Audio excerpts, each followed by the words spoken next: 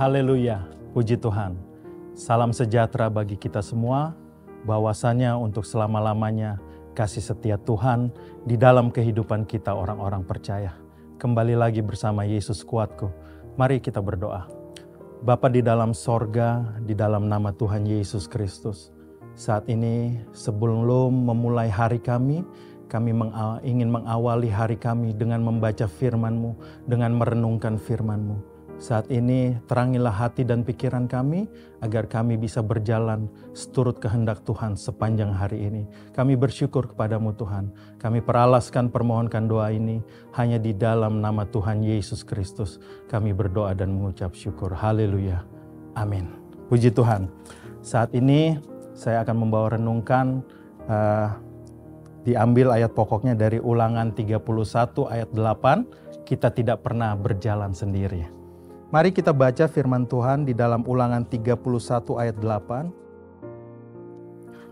Sebab Tuhan, Dia sendiri akan berjalan di depanmu. Dia sendiri akan menyertai engkau. Dia tidak akan membiarkan engkau dan tidak akan meninggalkan engkau. Janganlah takut dan janganlah patah hati. Firman ini datang kepada Yosua. Dan sebelumnya firman Tuhan ini juga pernah datang kepada bangsa Israel.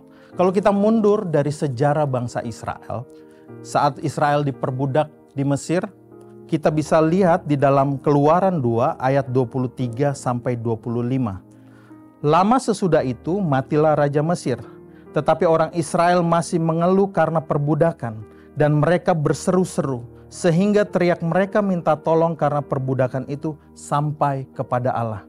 Allah mendengar mereka mengerang, lalu Ia mengingat kepada perjanjiannya dengan Abraham, Ishak, dan Yakub.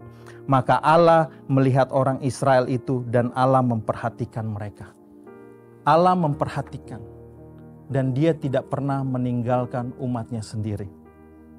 Saat bangsa Israel berseru kepada Tuhan, Tuhan mendengar. Tuhan mengirim Musa ke Mesir untuk membebaskan bangsa Israel.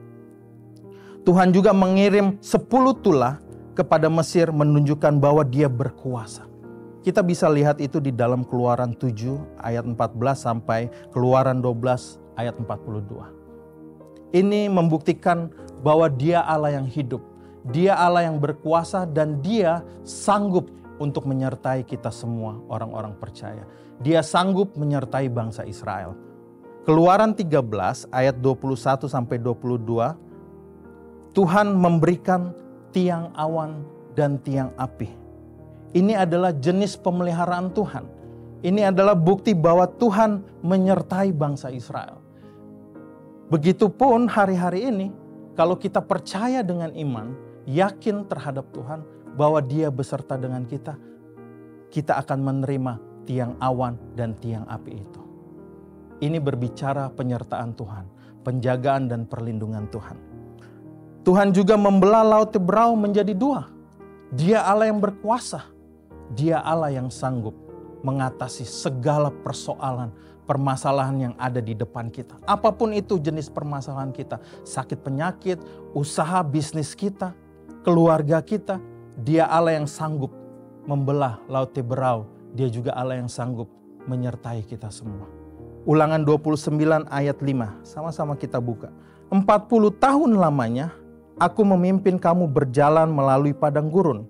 Pakaianmu tidak menjadi rusak di tubuhmu, dan kasutmu tidak menjadi rusak di kakimu.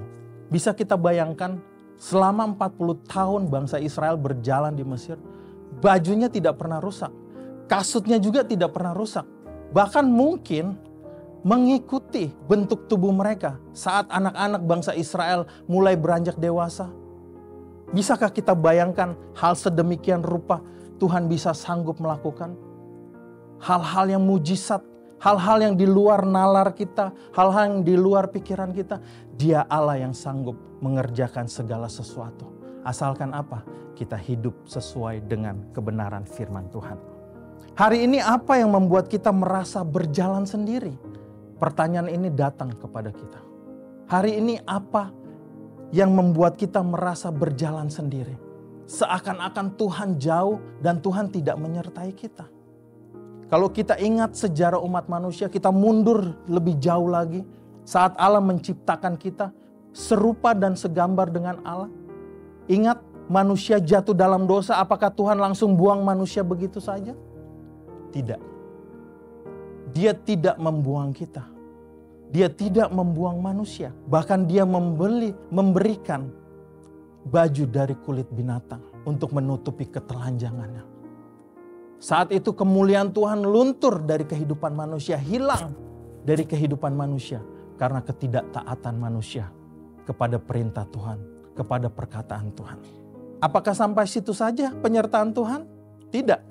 Kita ingat Nuh, saat Tuhan menyuruh Nuh membuat bahtera, tidak ada orang yang percaya akan datang air bah. Saat itu tidak pernah turun hujan mungkin, tapi Tuhan memberikan bahtera. Tuhan menunjukkan kasih setianya, penyertaannya kepada manusia. Tetapi manusia tidak mau mendengarkan. Hanya Nuh dan keluarganya yang diselamatkan. Apakah sampai situ saja? Tuhan mau mengirim 10 perintah Allah lewat Nabi Musa. Ini bukti tanda penyertaan Tuhan. Apakah sampai di 10 perintah Allah saja? Tidak. Tuhan akhirnya memberi dirinya sendiri untuk menjadi penebus dosa atas kehidupan kita.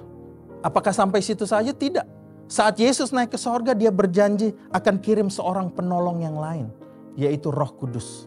Jadi dia Allah yang tidak pernah menyerah terhadap kita, umat manusia. Dia Allah yang tidak pernah menyerah untuk menyelamatkan engkau dan saya. Dia selalu ingin menyertai kita. Bagaimana caranya agar penyertaan Tuhan itu terus ada di dalam kehidupan kita? Terus menyertai kita. Kita bisa baca di dalam Ulangan 29 ayat 1. Di situ katakan, inilah perkataan perjanjian yang diikat Musa dengan orang Israel di tanah Moab, sesuai dengan perintah Tuhan. Selain perjanjian yang telah diikatkannya dengan mereka di Gunung Horeb. Ini berbicara tentang setia. Kita buka juga di dalam Ulangan 4 ayat 1 dan 7. Ini berbicara mengikuti aturan Tuhan.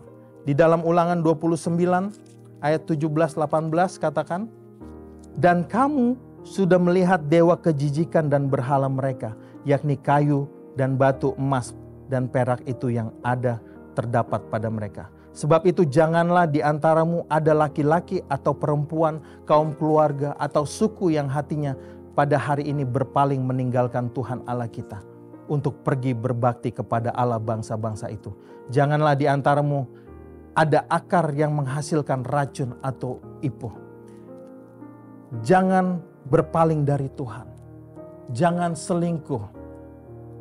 Yang dimaksud adalah jangan meninggalkan Tuhan. Kalau kita meninggalkan Tuhan, penyertaan Tuhan itu tidak akan berlaku di dalam kehidupan kita. Haleluya. Orang yang meninggalkan Tuhan di dalam Ulangan 29 ayat 18 yang tadi kita baca, mereka akan seperti ini. Memiliki racun atau ipuh. Ipuh itu adalah getah yang sangat beracun. Kalau kita baca di dalam Ibrani 12 ayat 15 sama-sama, kita baca Ibrani 12 ayat 15. Jagalah supaya jangan ada seorang pun menjauhkan diri dari kasih karunia Allah. Jangan meninggalkan Tuhan.